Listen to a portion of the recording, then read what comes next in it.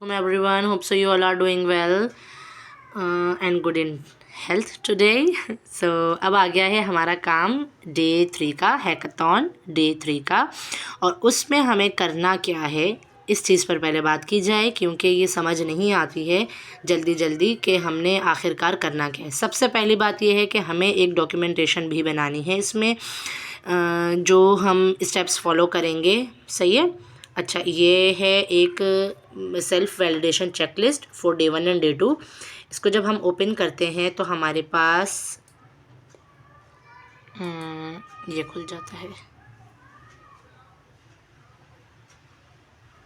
सही है। Self validation जो हमने लर्निंग की है ना, वो अब हमें यहाँ पर डॉक्यूमेंटेशन बनाकर स्टेप बाय स्टेप जो है वो लिखनी होगी। सही है।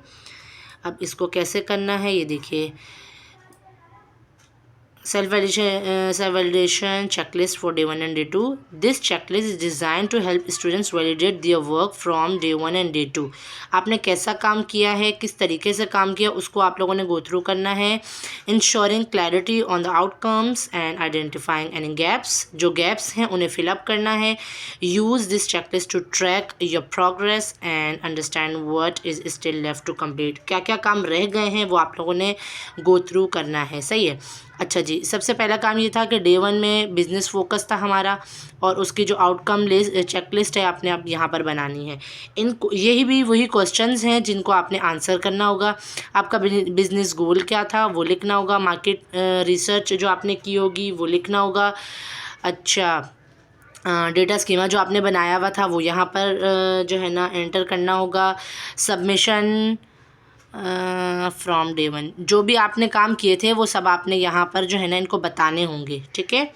या मेरे ख्याल में जो हमने वो इमेजेस वगैरह ली थी वो यहाँ पर सबमिट करनी होंगी। और इसके अलावा टेक्निकल प्लानिंग जो हमने डे 2 में की है, जो आज 12 PM पर एंड हुआ है टाइम, 12 AM सॉरी। तो जो है ना 1 PM पर, आज 1 PM पर टाइम ख़त्म हुआ था दूसरे वाले जो डे 2 था। अब उसके बाद अब टेक्निकल प्लानिंग का जो है ना हमने इसका आउटकम जो आ रहा है, चेकलिस्ट हमने बनानी है। टेक्निकल प्लान जो आपने बनाया था, जो आपने वर्क फ्लोज बनाए थे, जो आपने API रिक्वायरमेंट्स बनाई हुई थी, जो आपने सैनिटी के लिए स्कीमा बनाया हुआ था।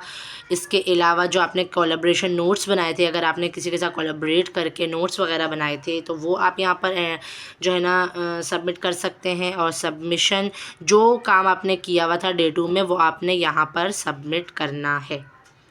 आई थिंक सो कि यहाँ पर सबमिशन मतलब रेपोज़ के लिंक्स आएंगे, पर इन्होंने कहा है कि सेम रेपो में वर्क करना है, तो ये चीज़ भी देखनी है। इसके अलावा डे 1 की जो सबमिशन थी, हाँ, व्हाट टू सबमिट, ये सारा काम जो हम लोगों ने देखे थे ना, सबमिट करना क्या है, अब उसमें ये बता रहे हैं सबमिशन की रिक्वायरमेंट्स है ये। मार्केट प्लेस का नाम, और इसके अलावा फिर जो है ना आप लोगों ने जो सब वहाँ पर सबमिट करवाया था ये वही सबमिट करना है अभी भी। मतलब इमेजेस वगैरह लेके, ये देखिए, ensure the documentation is uploaded to your repository. जो हमारा काम हुआ था वो रेपोजिटरी बनाकर हमने उसमें सबमिट किया या नहीं किया, ये वो कंफर्म करेंगे। इसके अलावा डे 2 की सबमिशन क्या है, वही मार्केट प्लेस का नाम जो आ गया।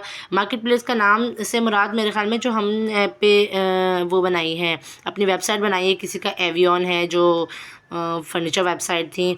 इसके अलावा शॉप को और डिफरेंट वो मतलब वेबसाइट्स हैं, तो सबके डिफरेंट नेम्स भी हैं। तो हमने जो सिस्टम आर्किटेक्चर का ओवरव्यू दिया था वो, और जो वर्क फ्लोज बनाए थे, API रिक्वायरमेंट्स, ये सब जो हमने काम किया हुआ है ये वो कंफर्मेशन ले रहे हैं। और वही जो submit your document in PDF format to ensure compatibility and professional presentation आपकी अच्छी होनी चाहिए, ये कह रहे हैं। सारा काम जो है क्लीन होना चाहिए, user clean formal layout with clear headings, सब हेडिंग्स। और मतलब प्रोफेशनली क्यों कि ये हमें मार्केट के लिए तैयार कर रहे हैं कि हमें मार्केट में लेके जाना है, तो इसलिए ये कह रहे हैं कि आप सारा काम जो है वो मार्केट के हिसाब से करें कि आप किसी को शो भी करवा सकें अपना काम। तो अच्छा जी, हमने सबमिट क्या करना है, हमें सबमिशन के लिए कोई फॉर्म नहीं दिया गया है, हमें जो है रेपोजिटरी में अपनी चीज़ें सबमिट करनी है। अब डॉक्स का वो फोल्डर बनाए या अपलोड डॉक्यूमेंटेशन फ़ोल्डर आप बना लें रेपोजिटरी के अंदर, सही है। डॉक्यूमेंटेशन का फ़ोल्डर बना के उसमें आप ये सब कुछ सबमिट करवाएंगे। अभी हमें कोई फॉर्म नहीं दिया गया, सही। तो presentation readiness during the hackathon final, अच्छा जी, ensure your submission is ready to be presented during the hackathon finale. अच्छा जी, अब जो हैकाथॉन फाइनल हो जाएगा तो फिर हमसे इंटरव्यूज़ होंगे, उसमें हमें ये सब कुछ प्रेजेंट करना होगा। तो आपका जो है ना, जब हैकाथॉन का डे 7 कंप्लीट हो जाएगा, उसके बाद आपका काम अच्छे से हुआ होना चाहिए जो आप किसी को प्रेजेंट कर सकें, सही। अच्छा, इसको आप गो थ्रू कीजिएगा। बाकी अब हम आ जाते हैं डे 3 पर। इसमें जो हमें सर अमीन आलम ने और सर बिलाल मोहम्मद ख़ान ने और सर अनीक ने जो हमें क्लास दी थी, अभी लास्ट में जो क्लास थी उसका मैं लिंक जो है वो डिस्क्रिप्शन में दे दूँगी, तो वो आप लोगों ने देखना है और उसी के हिसाब से ये सारा काम होगा, सही। अब हम इस पर आ जाते हैं डे 3 पर।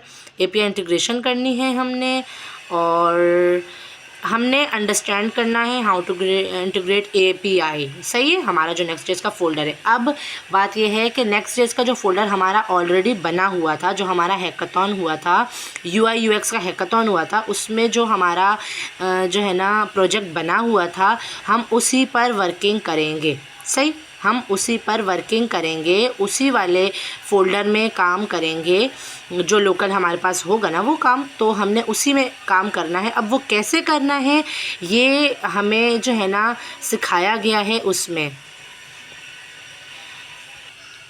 तो हमारा जो सेम फ़ोल्डर है हमें उसी में काम करना है, और किस तरीके से करना है हमें उस वीडियो को फॉलो करते हुए, माइग्रेशन किस तरीके से सर ने की थी, सर ने क्लोनिंग की थी, वो सब चीज़ें हमें वहाँ से चेक करनी है। फिर उसमें जिस तरीके से सर ने डॉक्यूमेंटेशन में सर अली जवाद का जो प्रैक्टिस टेम्पलेट था उसकी रेपोजिटरी से सारी माइग्रेशन की थी सैनिटी की, वो सारा काम हमने वहाँ से देखना होगा।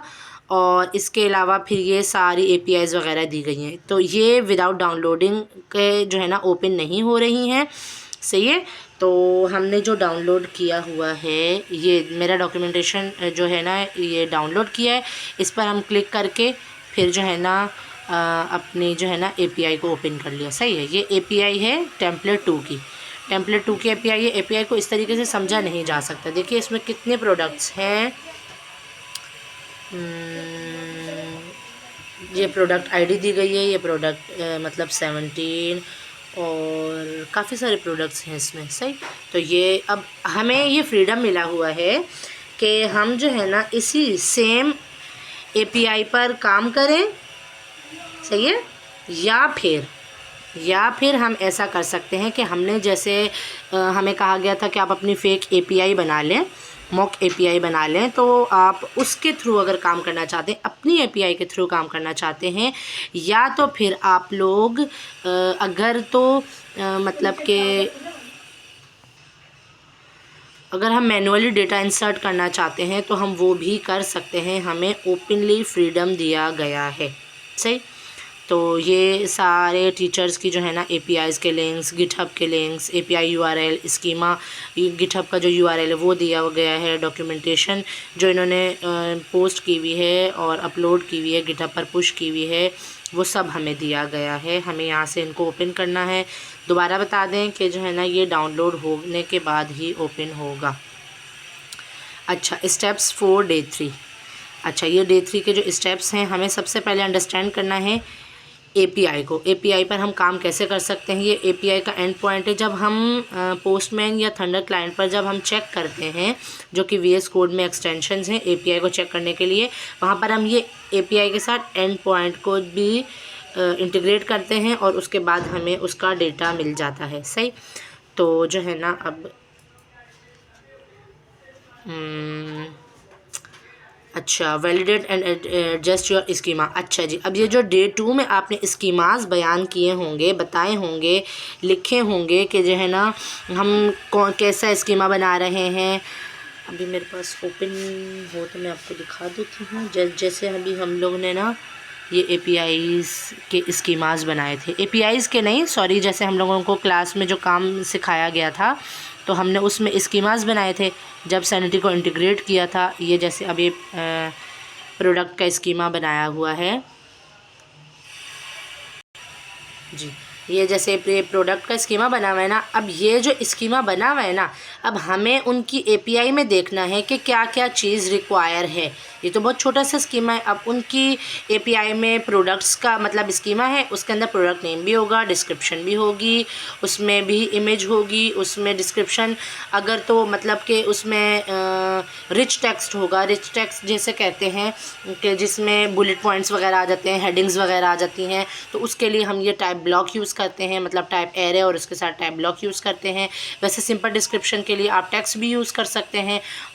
टाइप ये जो ये वाली टाइप होती है, यहाँ पर आप टेक्स्ट और इसके अलावा जो है ना आप स्ट्रिंग भी यूज़ कर सकते हैं। अगर शॉर्ट डिस्क्रिप्शन होती है तो हम उसके लिए स्ट्रिंग यूज़ करते हैं, अगर लॉन्ग डिस्क्रिप्शन होती है तो उसके लिए हम जो है वो यूज़ करते हैं, टेक्स्ट यूज़ करते हैं।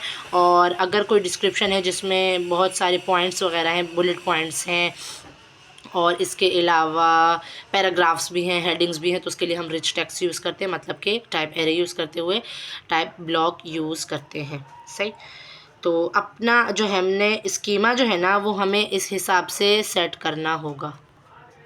जो हमारा स्कीमा है हमें उसको सेट करना होगा इनके हिसाब से, जो इनकी API में जो जो चीज़ें रिक्वायर होंगी उस हिसाब से हमें सेट करना होगा। Compare your existing sanitary CMS schema created on day 2 with the API data structure. जो आपने बनाया